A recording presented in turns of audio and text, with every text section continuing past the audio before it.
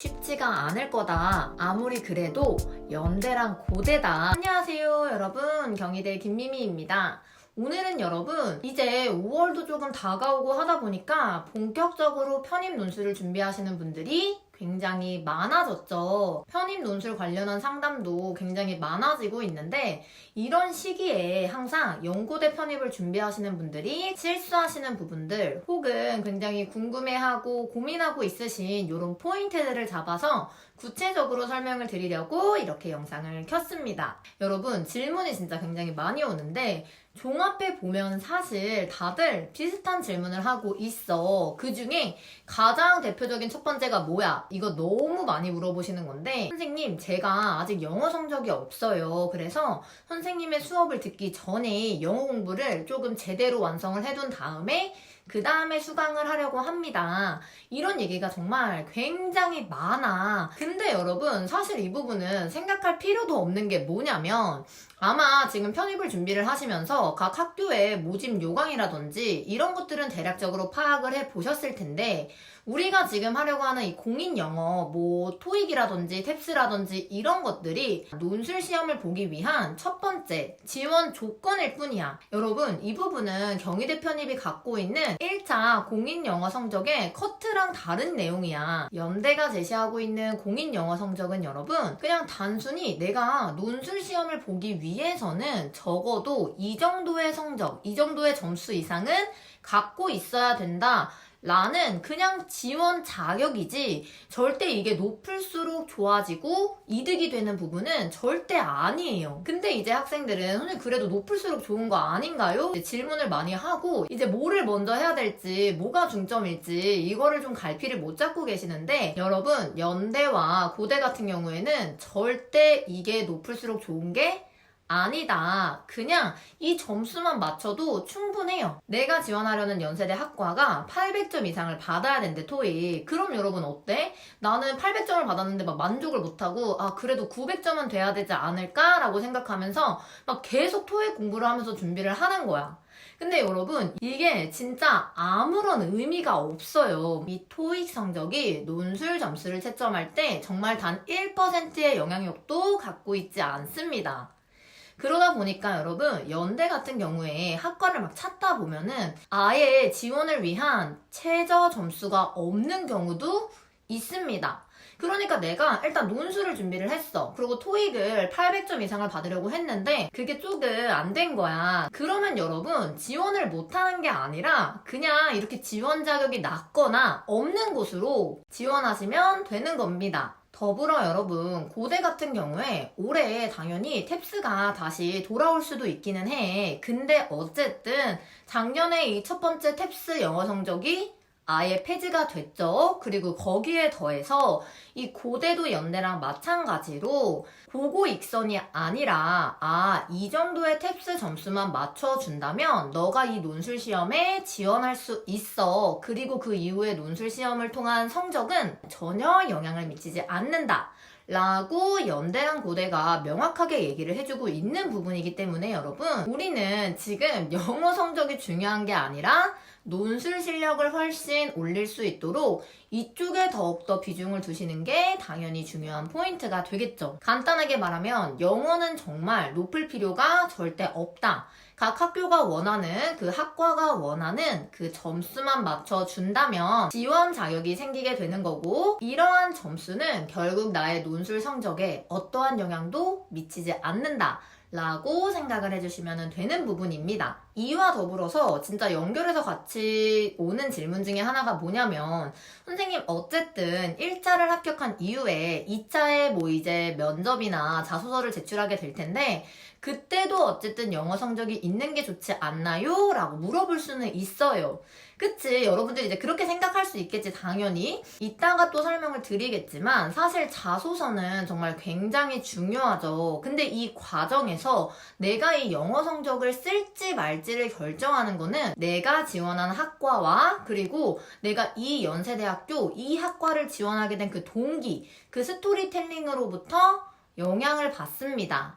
이게 무슨 말이냐면, 일단 첫 번째로 여러분, 내가 이제 서류를 막 제출해야 되는데 낼 게 이제 없어. 그러다 보니까 이제 영어 성적이라도 내야 되지 않을까라고 생각을 하게 되는데, 결론부터 말씀을 드리자면 여러분, 토익이라든지 이런 것들이 만점 가까이 있지 않은 이상 사실은 안 내는 거랑 똑같아요. 전혀 이 영어 성적이 나의 합격 당락을 좌우해주지는 않아. 그냥 남들 다 받는 점수인 뭐 800점 이상, 뭐 850점, 900점, 이거는 정말 여러분의 합격에 영향을 주는 게 아니다. 그리고 여기에 더해서 여러분, 아까 말씀드렸다시피 내가 지원하는 학과라든지 내가 자소서에 쓴 스토리텔링과 관련된 활동에 대한 증빙 서류를 제출하게 되는데, 이런 나의 스토리텔링 과정에 영어 성적이 중요한지 안 중요한지, 이게 또 중요한 포인트가 되겠죠. 뭐 내가 예를 들어서 국어국문학과에 지원을 했어. 근데 국문학과에서 내가 이제 자소서에 쓴 꿈이, 저는 완전 토종 한국인으로서 정말 우리나라 내에서 이 한국어만 완전 심도 깊게 파가지고 뭐 어쩌고저쩌고 하겠다, 뭐 대충 이런 식으로 냈다고 쳤을 때, 여러분 영어 성적이 있으면 좋지만 사실 이게 지금 내 꿈과 나의 자소서의 내용과 뭐 연관이 있나요? 이런 것들을 고려해 볼 때 내가 영어 성적도 그냥 평이해. 근데 거기에 내 자소서 스토리텔링과 별로 연관성도 없어. 그럼 여러분 사실 낼 이유가 전혀 없겠죠. 물론 토익 점수가 이제 남들과 비교했을 때 조금 높은 편인 950점 정도는 넣고 들어간다 라든지, 나의 자소서 스토리텔링 가운데 영어 성적, 이런 어학 성적이 굉장히 중요하다라고 한다면 당연히 넣어주는 게 좋기는 하겠죠. 그러니까 이런 영어 성적들이 그냥 무조건 서류 하나 더 낸다 해서 좋은 게 절대 아니라는 게 가장 중요한 포인트가 되는 겁니다. 또 세 번째로 진짜 질문을 많이 주시는 게, 선생님 전적대가 안 좋으면 합격을 할 수 없다는데 이게 사실인가요? 라는 질문에 대해서 여러분, 사실 우리 공식적인 멘트는 정말 하나도 없기는 해요. 우리가 확인할 수 있는 거는 지금까지 합격했던 학생들의 이제 뭐 전적 대학이라든지 이런 자소서의 내용들이라든지 이런 것들을 통해서 비공식적으로 파악을 할 수가 있는데, 물론 전적대가 절대 무시할 수 있는 영역은 아니겠죠. 왜? 내가 어쨌든 연대를 지원할 때 나의 스펙 중에 하나가 학교이기도 하잖아. 그래서 여러분, 인서울 4년제에서 어쨌든 연고대를 지원한 학생들은 사실 그것도 나의 하나의 스펙이 되는 거야. 그렇기 때문에 당연히 전적대의 영향을 아예 무시할 수는 없습니다. 근데 그렇다고 해서 전적대가 높은 사람들만 붙나요? 라고 물어보면은 그거는 100% 아니라는 거야. 이런 부분들은 정말 기존 사례들을 무조건 확인을 해봐야 되는데, 당연히 연고대를 포함해서 작년까지 학점은행제라든지 2년제 전문대학교 학생들도 충분히 합격한 사례가 있더라라고 생각을 해주시면 되는 겁니다. 근데 이게 왜 전적대가 높은 사람이 많이 붙는 것 같을까요? 라고 물어본다면, 사실 여러분 스스로도 아시겠지만 일단 전적대가 조금 높은 학생들은 어때요? 완전 노베이스는 절대 아닌 거야. 어느 영역에 있어서든 아예 노베이스는 아니라는 점에 조금 주목을 해줘야 되는데, 우리가 어쨌든 현역으로 어떤 대학을 간 거잖아. 근데 그 대학교를 내가 공부도 안 하고 쉽게 갔을 리는 없죠, 절대.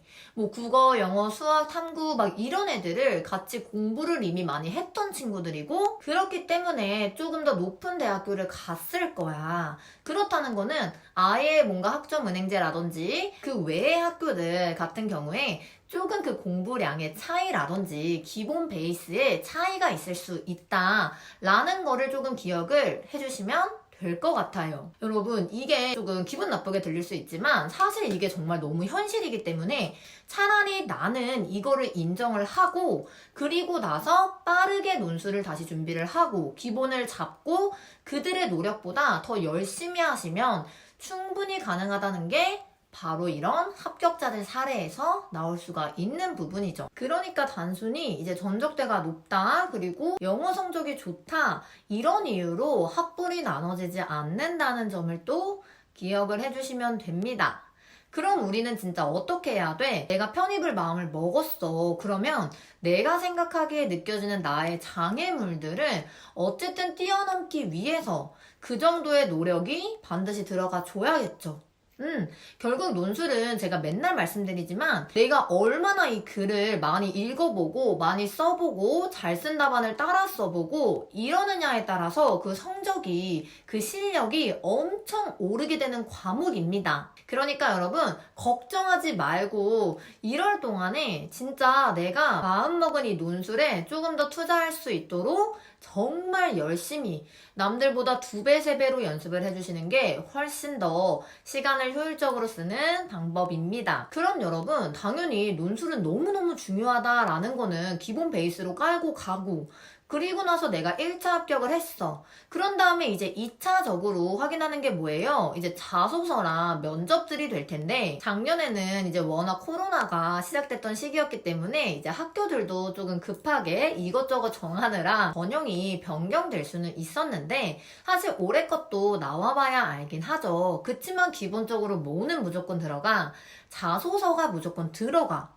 그럼 여러분 우리가 지금 신경 써야 될 거는 논술과 자소서입니다. 어쨌든 나는 2차에서 나의 자소서를 통해서 내가 이 학교에 왜 적합한지를 충분히 어필을 해줘야 되는데 이때도 당연히 중요한 게 뭐겠어?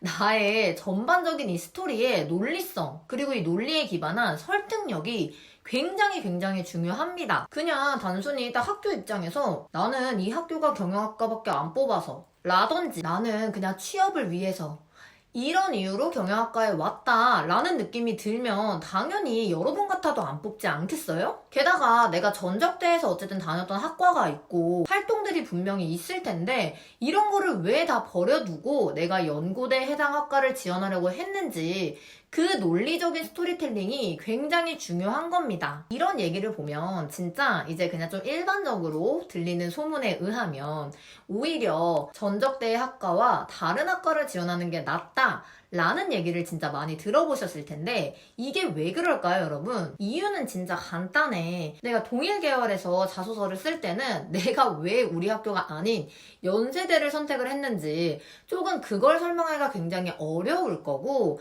근데 만약에 내가 기존 대학과 다른 비동일 계열을 지원을 했을 때 내가 비록 이과였지만 이 학과에 관심이 생기게 된 계기가 무엇이었으며 이거를 바탕으로 이 학과를 위해 준비했던 게 뭐였는지 그리고 기존의 내가 학과와 새롭게 들어가는 이 학과가 연관성 있는 포인트들은 없었는지 이런 것들이 사실 논리적으로 설득이 가능하기 때문입니다. 여러분 그렇다고 해서 비동일이 무조건 합격한다, 동일 계열보다 좋다 이거는 절대 아니에요. 여러분만의 이 학과를 지원하는 이유가 있을 거고 그걸 위해 했던 활동들이 있을 거고 이런 것들이 논리적으로 설명이 가능한 그런 자소서를 써야 된다 라는 게 제일 중요한 포인트로 이해를 해주시면 되는 겁니다. 즉 취업 자소서 같이 진짜 내가 왜 이 학교 이 학과를 지원해야 되는지를 그냥 되게 가식적이지 않게 조금 자소설 같지 않게 작성을 해주시는 게 굉장히 중요하다고 말씀을 드리는 거예요. 그렇기 때문에 아까 말씀드린 바대로 내가 이 자소서 나의 스토리텔링을 쓰는데 영어 성적이 굉장히 중요해. 그럼 당연히 낮은 점수는 절대 내서는 안 되겠지. 그리고 이 영어 성적이 별로 중요하지 않은 나의 스토리에서 그냥 영어 성적을 내는 거는 그냥 안 내는 거랑 비슷하다라고 했던 점을 같이 다시 기억을 해주시면 되는 거고요. 그리고 사실 여러분 일반 편입 같은 경우에 우리 진짜 나 스스로를 생각을 해봐. 내가 2년 동안 대학을 다니면서 진짜 남들 눈에 띄는 막 어마어마한 스펙을 갖고 계신가요? 뭐 물론 대외 활동이나 동아리 같은 거 많이 하신 분들도 있겠지만 그런 것들이 내가 이 연세대학교 고려대학교 이 학과를 위해서 정말 얘를 위해서 준비한 거는 거의 아닐 가능성이 높죠. 정말 특수한 상황이라든지 특수한 학과가 아닌 이상 일반 편입으로 지원하시는 대부분의 분들의 조건은 거의 동일한 출발선으로 시작을 한다 라고 이해를 해주시는 게 좋은데 결국 말하고자 하는 게 뭐야? 논술 실력이 가장 중요하다라는 거를 다시 한번 말씀을 드리는 겁니다. 다시 한번 말씀을 드리지만 뭐 전적대 높은 거, 영어 성적 좋은 거 이게 나쁘다는 거는 절대 아닙니다. 이런 것들보다 더 중요한 게 뭐라는 걸 계속 말씀드리는 거예요.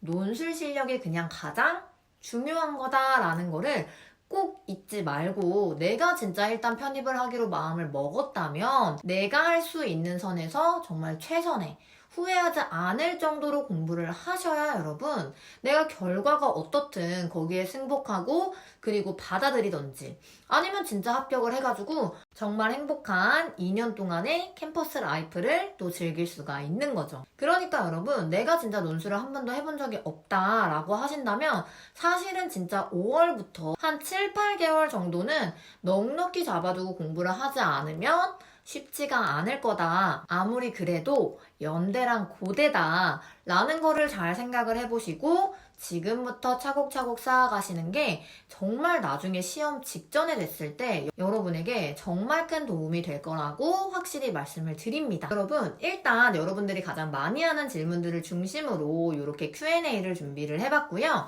이 외에도 논술 수업이라든지 아니면 기타 상담 같은 경우에 여기 나와 있는 메일 주소나 고정 댓글에 있는 오픈 채팅방으로 연락을 주시면 추가적으로 같이 각자의 상황에 맞춰서 얘기를 할 수 있도록 하겠습니다. 오늘도 제 영상이 여러분의 논술 공부에 조금이라도 도움이 됐기를 바랍니다. 그럼 여러분 우리는 수업에서 봐요. 안녕!